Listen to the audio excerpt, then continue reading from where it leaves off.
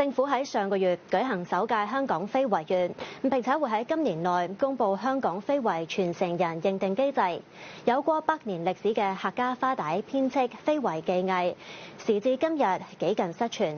有本地客家花帶嘅編織師耕耘近10年，致力將客家花帶結合現代元素，希望將呢一項非物質文化遺產一直傳承落去。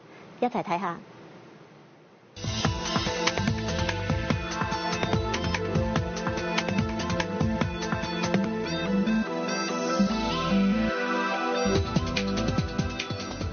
固定花帶、翹線，然後用梳固定。承載住過百年歷史嘅客家花帶係香港非物質文化遺產。佢嘅編織技藝始於明末清初，係客家服飾嘅重要元素。以前會用作為捆帶，或者幫助婦女紮緊衣服等。嚟到今日已經十分罕有。本身係時裝設計師嘅 Ivy， 作為客家花帶嘅非遺傳承人，學習花帶編織接近10年。對佢嚟講，花帶除咗係一件織物，更象徵住一種客家嘅親情文化，聯繫住媽媽同細路。其實一條帶裏面咧，係佢哋用咗好多唔同嘅用途，喺生活上都會彰顯到呢樣花帶呢個文化。因為成日孭住佢啦，咁佢就成日玩嗰個數，所以一見到嘅花帶咧，佢就好諗起佢媽媽同佢嗰個感情。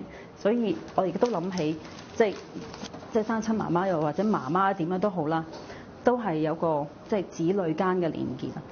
喺我手上面嘅呢條客家花帶，佢嘅製作時間大概係1個禮拜，會用到4種唔同顏色嘅線。而喺花帶上面嘅菱形圖案代表攬物，亦即係媽媽攬住自己嘅小朋友，包含住對後輩嘅美好祝福。Ivy 期望將呢項非物質文化遺產年輕化，嚟吸引年輕一代嘅關注，等客家花帶傳承落去。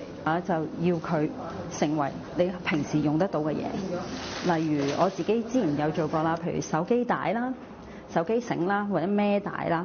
咁其實呢啲都係好有 potential 可以做到。另外就係譬如你成日都孭 tote bag 啊或者環保袋，咁可能唔係好靚，咁但係加咗呢條帶落去就即刻就係好 personality。Ivy 喺傳承客家花帶嘅路上揾到咗同路人 Hedy， 佢會將客家花帶融入日常生活中，例如做小朋友嘅頭飾，希望下一代由細已經有機會接觸呢項非物質文化遺產。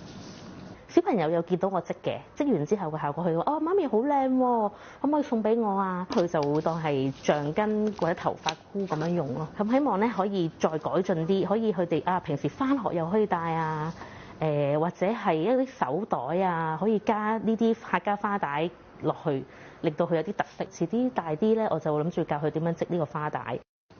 目前 Ivy 嘅客家花帶項目獲得咗社創基金嘅資助，佢希望之後可以繼續同唔同嘅機構合作，令客家花帶可以一直傳承落去。